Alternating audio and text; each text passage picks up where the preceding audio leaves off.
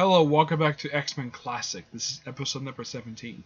And in this episode, we're covering issues 32 and 33, which is the return of the Juggernaut storyline. Yep. Juggernaut's back, first time in about a few years. The book opens up, the story is called Beware the Juggernaut, my son. Basically, the book opens up with a party that the X-Men are at. They're at some swinging nightclub, which is okay to open up, at least it's not training, always training. Of course, the X-Men came to Senna for the first time.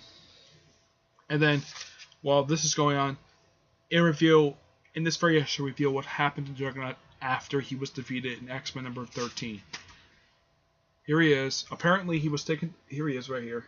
Apparently, he was taken into custody after the events of the very issue, but because of the fact he had been comatose since that very issue, Xavier got custody of him because he's like his only living relative, so why not?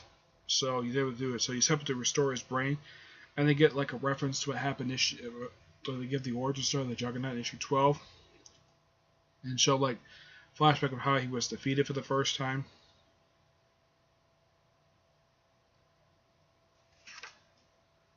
Yeah, then it cuts back to the club where a group of people known as the Rocky Roads, the Rocky Roads, which is a biker gang, which they break into the nightclub, break into the window, and just drive their motorcycles into the club surrounding this table. Because here's the thing: leader of this band, basically, Basis date Vera turned him down for a date. So his response is to have him as biker break into a nightclub. Okay. The X-Men basically to stop them without revealing their identities, and they all get defeated and get hauled off to the police, hauled up by the police. And then it cuts back to the Xavier Institute, where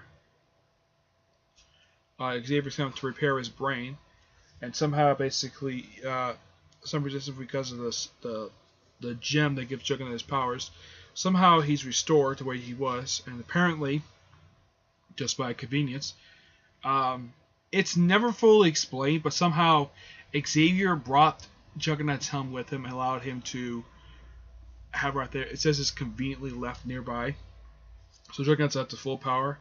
So Bobby kisses his day goodbye, and then they go, and then everybody just says goodbye to their dates, and then they all go back to the Institute, where their alarm goes off. The X-Men basically are in their costumes, and they're all looking around, figuring what's going on. They run to the Juggernaut, which, for them, and of course for the readers, which is very well from this point of view. At this point in the issue, the X-Men that seen the Juggernaut since they defeated him about 3 years prior, though they have not really acknowledged how much time has passed by since that very issue. If I would take a guess of how much time has passed by, my guess is probably about 3 months. I'm guessing. I don't know. The Marvel Universe got a slipping time scale.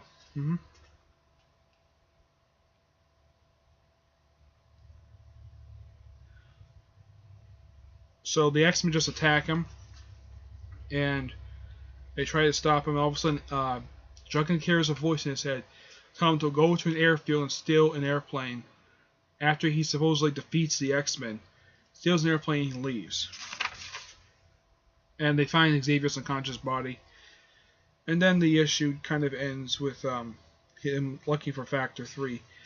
And then we go to issue 33. Wonderful cover. This is also the cover used for Essential X-Men Classic Volume 2. Classic X-Men Volume 2. This one's called Into the Crimson Cosmos. So the military is up trying to stop him. And of course, they used some device. Yes, I have no idea what this device is. Apparently it's supposed to read minds. So you use look through his mind. And apparently she sees a young incarnation of the Ancient One, the mentor who trained Doctor Strange. And he runs into the demon known as Outcast. He battles him and traps him inside like the the crystal itself.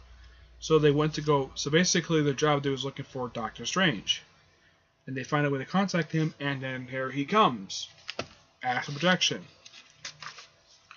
So Jean and Scott go with Doctor Strange to learn more about the Crimson Gem, which is something Stan Lee himself didn't really explain that much on. Just basically, oh, here's a gem and Jenga gets his powers. Yeah, but this is basically the origin of the gem, which is nice. The fact that Roy Thomas did this, and basically, Jean and Scott go with him, and they run into they actually go to Korea, and they actually find the temple which Juggernaut went to in the flashback, and then they run into the creature known as Outcast, where the H1 battled the years prior, and apparently Juggernaut reaches airfield, and apparently the X-Men are there to stop him, and of course Outcast battles them basically, and they use all this magic. And they supposedly defeat him, and of course Outcast takes him, and they make a deal with him.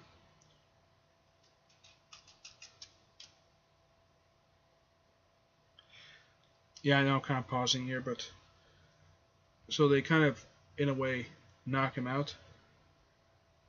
So apparently they hit him on the head. Apparently he turns to dust because apparently he's been here for a long period of time. So they go back to Xavier Institute, take the X-Men plane. And they go about the Juggernaut. He's defeated. Well, apparently he gets like a new ruby, and he gets sucked into it.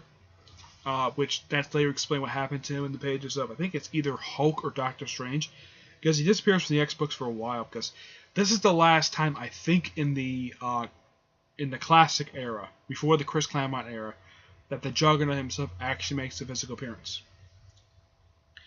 And then the issue ends on a cliffhanger, with Xavier's body disappearing. And the issue ends there. So what do I think of these two issues? These two issues are actually pretty good. You get great artwork by who's the artist that's these two issues? Werner Roth. Yeah. Werner Roth does a fantastic job doing the artwork in these issues. A great two set of issues. It's nice the fact Roy Thomas brought back the frickin' Juggernaut. I mean, it only had been, about maybe 3 years since he was last seen? Yeah, and it's still 1967, but... Yeah, so basically it had been I'd say about 2 or 3 years since he last shown up, but it was nice the fact they actually waited this long to bring the character back. But, as far as I know, the Juggernaut doesn't return to the X-Books for about 20 years. Yeah, he doesn't return again to the X-Books until the Chris Claremont run, as far as I can tell. But, yeah, nice two set of issues. So I give these two set of issues a 9 out of 10. It's actually a really good two-parter. Okay? Alright, that's it for this episode. Stay tuned for the next episode, which will be episode 17. And I'm covering issues 34 to 36. Till then, see you there. Bye.